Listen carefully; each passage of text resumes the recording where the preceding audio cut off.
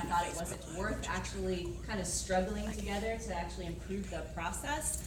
And I'm inviting my friends who are also in this room to kind of stand up if you feel like we're speaking together on this. So for this moment that we're here, I think it's been referred to the fact that we're here building on the shoulders of many, many movements. So this is nothing new, and I love the fact that we're all here acknowledging that. We're trying to acknowledge also the basis of the Jemez Principles. How are we actually going to live those? I think that's the right question. And so we wanted to try a little experiment of how we're going to live into the Jemez Principles today together.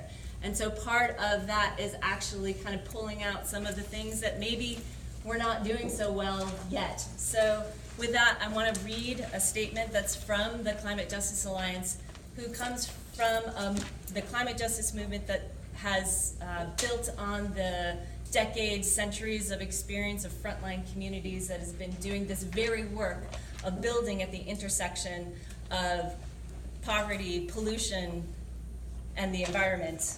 And so I want to just read this from the Climate Justice Alliance, of which APEN is a founding member. So, to the leadership of New Consensus, we as individual frontline groups were invited to participate in this meeting with New Consensus, representing our organizations, networks, and communities to provide input into drafting policy language for the Green New Deal. It should be noted that some member groups within CJA's network who were invited to this meeting decided not to attend until the points listed below are addressed with more clarity. The Climate Justice Alliance includes 67 urban and rural frontline communities, indigenous people, organizations, and supporting member networks that are leading the climate justice movement with allies. The founders of our network were integral in establishing the environmental and economic justice movement. An early intervention of CJA was to specifically address the problematic pattern of outside groups being contracted in a way that supplants grassroots work, and to link organizing to policy work at all levels of government. Collectively, we've built local to global support for frontline and just transition policies that center workers and entire communities. We are rooted in our authentic relationships and mutual accountability for and to each other and our allies across sectors. Those of us here today were led to believe that the Climate Justice Alliance was invited and actively participating in this process, and it's clear now that this is not the case. This is a direct violation of the Jemez Principles and the EJ Environmental Justice Principles of Working Together, which are guiding principles for our movement has developed over several decades to protect frontline groups from extraction and division, and to level the inequities of power between groups with many resources and those without. So why was CJA, which directly contributed to the language on frontline communities, indigenous peoples, and just transition in the Green New Deal resolution currently before Congress, not invited to this meeting? Why is its lens being excluded from any high-level meeting associated with the development of climate policy? We are disappointed in AOC's office for calling us 2 weeks ago to be on media supporting the Green New Deal but not including us in this meeting to discuss policy. The principles of working together, the Jemez Principles, demand that people from the outside not come into movement spaces with the assumption that there is no leadership in grassroots communities. In reality, our leaders in community organizations and networks in CJA are often the best versed in real climate solutions. Moreover, these principles hold that people from these communities are in the best position to lead themselves while creating a legacy by sharing tools with young people to themselves be leaders.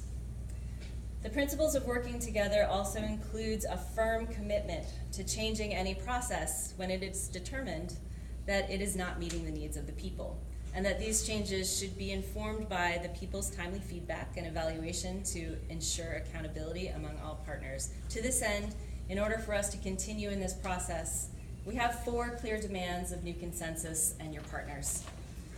The first one is to include both the Jemez Principles and the environmental justice principles of working together in all work stemming from this gathering and forthcoming. And that means living out those in everything that we're doing. The second one is disclose and maintain transparency in your funding sources, current and emerging, and commit that funding directly to those most impacted, including frontline and base-building organization groups, alliances and networks for the development of policy priorities and the language. Number 3, clearly outline who New Consensus is accountable to and who it works for, and why is there redundancy going into communities where work is already being done when the country is vast and there are so many other places where there isn't yet consensus. Commit to New Consensus's participation, this is the last one, commit to New Consensus's participation in a strategy meeting with the Climate Justice Alliance and allied frontline partners in order to move our collective conversation and possible relationship forward. We would ask that a MOU be entered into between New Consensus and the Climate Justice Alliance frontlines. Without a firm commitment to these demands, it will be challenging to stay engaged in this process or any others necessary to build the trust required to move the kind of Green New Deal we need to save people and Mother Earth in the next decade. In power and unwavering CJA solidarity, the Climate Justice Alliance Steering Committee and member groups.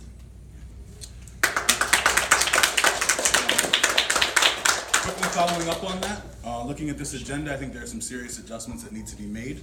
I think you guys have laid out a set of goals and a set of questions. We see that the People's Plan, the democratic policy development, is a breakout. It is a breakout tomorrow. And what we would like to see is that this is something that we should all be participating in because it is the framework by which all the other things need to happen within. So I think it's really disingenuous to have the breakouts and have the questions without saying we are going to collectively build this plan. And there is some serious tension around, is this a people's plan or is this a process to get elected officials, a policy, and a timeline that will allow them to promote it around the 2020 election? And those are two both valuable things, but they are two very different things. And they are two things that we need to figure out how to hold together and how to hold together with a climate justice movement that, again, has been building for generations. So we ask that we adjust this agenda and that we figure out how that we can be part of a collective process to build this plan and to lay this plan out and not to segment each one of these things into a breakout that then splits us up to say, well, we're working on this and we're working on this and we're working on this. And then there's a few people over here that are building the plan. But that the plan is really what we start with, and the plan is what everything else comes in together with, and that we're clear about the goals and outcomes, both movement-wise, politically, and policy-wise, of this process, because the process is what is going to dictate our success. And if we want this to work, it has to be on a timeline that moves at the speed of trust and inclusivity. And I see a tension between some of the framing of how fast we're going to move to get things done versus how fast we're going to move to build and how fast we're going to move to be successful. So we wanted to call out that tension that we see between the Jemez Principles and how things have operated to this point. And we're here to work. You know, we're here to actually take what our work has been rooted in the past and apply that, because actually we do have processes. We also have a lot of policies that have answered many of these questions that are on the agenda already.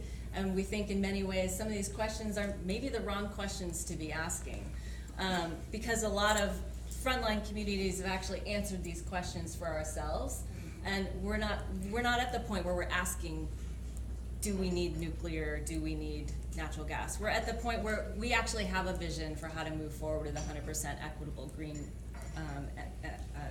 clean energy.